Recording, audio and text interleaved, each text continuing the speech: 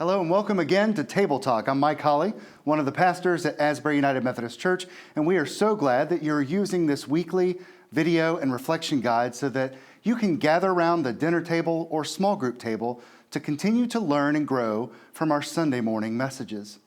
This week we are continuing in the First Fruits sermon series on Sunday, where we are focusing upon how giving helps us develop humble and generous hearts.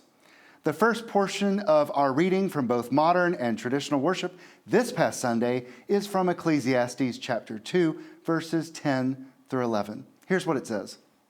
Whatever my eyes desired, I did not keep from them.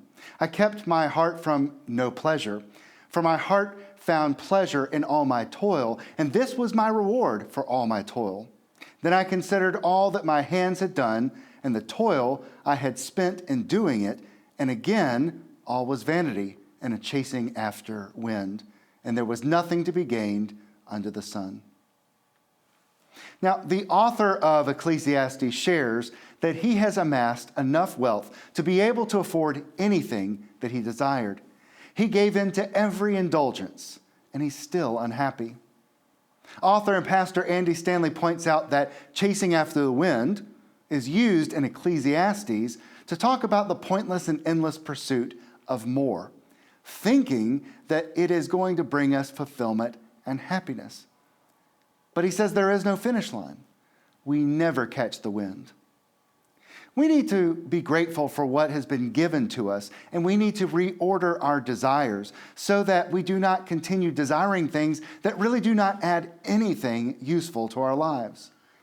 We learned last week that we need to treasure God and stop storing up treasures on earth. We can only find true freedom and true contentment in God and the things that God has in store for us. This week, we learned that by continuing to chase after the wind, we are actually becoming enslaved to the endless pursuit of more in order to try to address our discontentment. But does it work?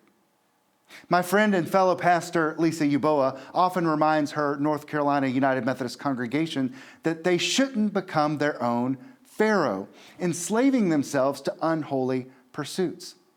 You see, when we choose to work and toil to address our discontent and broken hearts with these unholy pursuits, we become our own Pharaoh, keeping us from the divine liberation and contentment that God has to offer each of us. Remember to click on the link below to download a Table Talk reflection and study guide with questions and other resources for your conversations as you faithfully worship, serve, and grow.